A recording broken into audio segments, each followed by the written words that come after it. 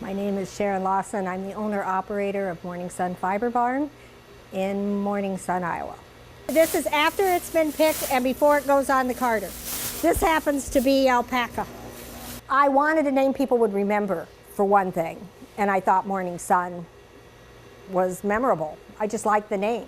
It's been washed, but this is what it looks like. See, it's in clumps. And what the picker is, inside this drum, there's 3 pads, about like this. And each pad has tines on it, or nails if you want to call them that. This pulls it in, and it's coming along in there, and it's just kind of grabbing it. So this is that same stuff, only picked. I started the business with partners in 2004. And in 2005, we expanded and I bought the partners out. I got started because my husband came home one day and said, let's start a mill. It's the one thing I know how to do. I like doing it, so I do it. My fiber experience, actually, I've been knitting since I was like 20. I started spinning my own fibers because at that time, you could not find 100% wool yarn. It was very difficult to find.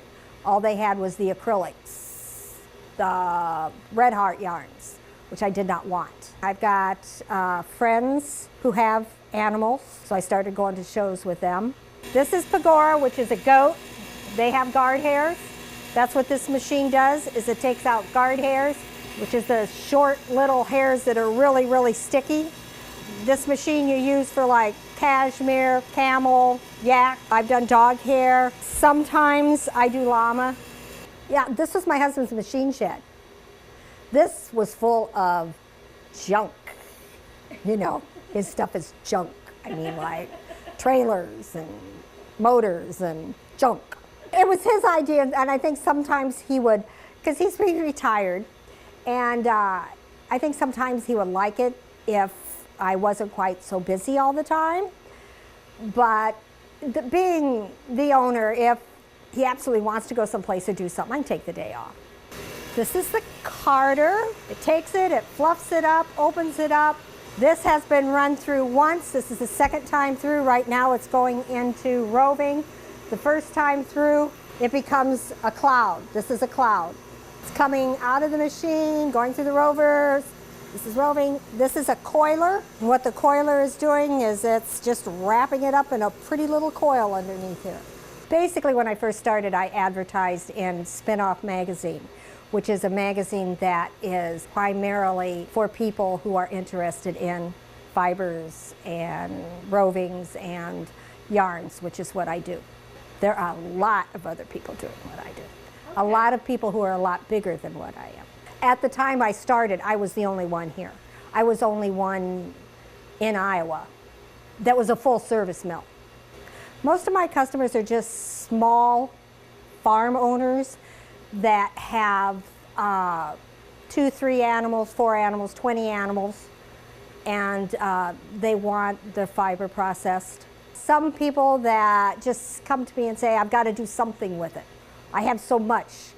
I've been told it has to get out of the garage. If they just want the fiber back in roving, most of them are going to hand spin it themselves. I have quite a few customers who also go to the same shows that I go to, who sell their roving, sell their yarn. What I do, I do a good job, and people like what I do. But most of the people are still very cost conscious. I go to shows and pick stuff up, which is a large quantity of my business, and most of my business is the Midwest. I do get people from the East Coast.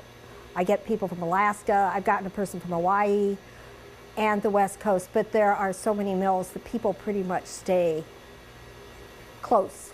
This is the first process to get it ready to be spun. It's called the pin drafter. Basically, I have 70-some combs in here, and what they do is they're going to take the roving, they're going to compact it, elongate it, and make it the same weight all the way through. It gets run through 3 times to make sure everything is even all the way throughout. This is what it looks like when it comes out. this in. This is ready to go. This is the third time through for this batch. This one will be ready to go over to the spinner. This machine, it's an old one, probably from back in the 60s. It can spin fibers from 3 inches to 6 inches. There are machines that can spin shorter, and there are machines that can spin longer. I can spin from worsted weight, which is approximately 1,000 yards per pound, to lace weight, which is 2,500 plus a pound. I can spin 1 ply, 2 ply, 3 ply, 4 ply, whatever you want. I go to 3 shows a year. I go to Adel, Iowa, Iowa Sheep and Wool, which is the first weekend in June. I go to Allegan, Michigan, which is in like the 3rd weekend in August. And I go to Jefferson, Wisconsin, which is the week after Labor Day weekend. So I only go to 3. I need to get more shows to go to, but they're farther away, and I don't want to have to travel that far. They're usually 3-day shows. Most of the people who actually send me are hobbyists as opposed to farmers. The ones that are what you would call farmers, which I take it to mean they harvest wool, are your big places, and most of them are out west. These are the people that have 20, 30 acres, 5 acres even, that they want to put to use. They want to make it viable. They want to make it pay. Usually the ones that come to me here are the ones that have a lot. They can't just mail it. They're the ones that have 20 or 30 bags or 50 pounds or something like that, and they don't want to mail it. Because when it comes to me raw, it's in its heaviest state, because it still has probably grease and debris and stuff like that in it. This is what they call the twister or plier, and this machine is taking what they call a single ply, and I'm making this into a 3 ply. If you wanted a 2 ply, there'd just be 2 of these up here. And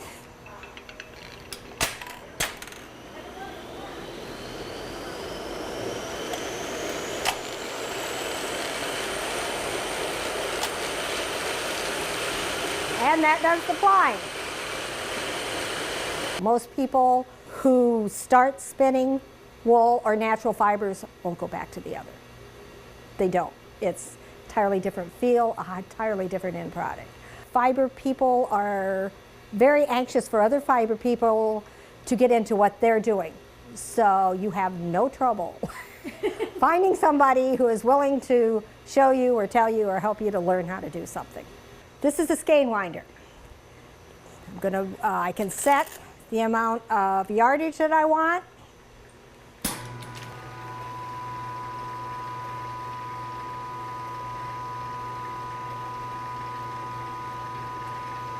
And there's the skein, 250 yard skein of finished product.